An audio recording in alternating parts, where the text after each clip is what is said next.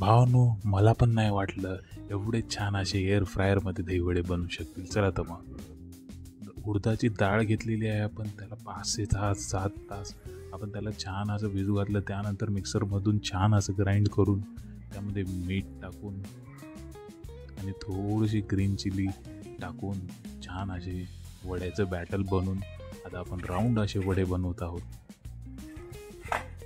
असे गोल शेपमध्ये छान असे आपण वडे बनवून एअर फ्रायरच्या बाउलमध्ये आपण ठेवलेले आहेत.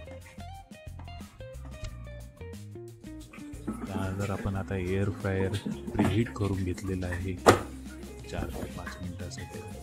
त्यानंतर आपण त्यामध्ये एअर फ्रायरमध्ये 180 फ्राय टेम्परेचरला 10 ते 12 मिनटं याला आपण कुक करून घेणार आहोत. मध्ये तरी आपण काढून पाहिलेलं आहे.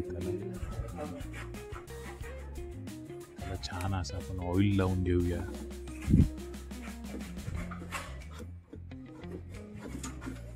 थोडंसं प्रमाणात लावायचं आहे आपल्याला, त्यानुसार त्याला गोल्डन कलर येईल. त्यामुळे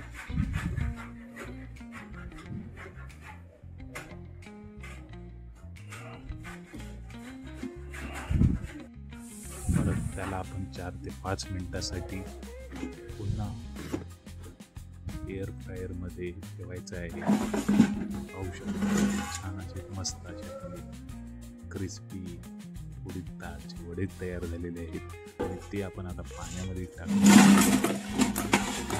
10 ते 5 मिनिटासाठी आपण टाकू शकतो. त्याला छान असं त्याला भिजू द्यायचं आहे. नंतर आपण एका साईडला दही घेतलेलं आहे, त्यामध्ये आपण साखर टाकतोय 3 चमच.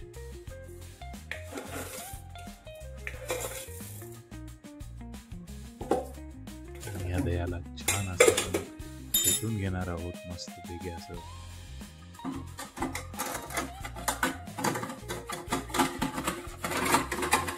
आपण साखरेऐवजी यूज करू शकतो.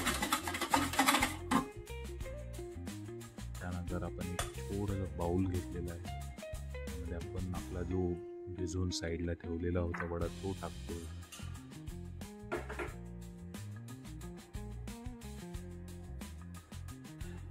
त्यानंतर आपल्याला जे आपण साईडला स्वीट दही ठेवलेलं होतं ते टाकलं यामध्ये. आणि नंतर यामध्ये थोडीशी आपण रेड चिली पावडर, मस्त अशी कलरची रेड चिली पावडर टाकलेली आहे. त्यानंतर आपण यामध्ये थोडंसं काळं मीठ टाकलेलं आहे. यामुळे पण टेस्ट आपला अजून छान लागेल. त्यानंतर आपल्याला ह्यामध्ये थोडासा चिमूटभर चाट मसाला टाकायचा आहे. थोडीशी फ्रेश कोरिएंडर टाकली आपण, कोथिंबीर. पाहू शकता अत्यंत छान असा कमी वेळेत विदाउट ऑइल एअर फ्रायर मधला आपला दहीवडा तयार आहे.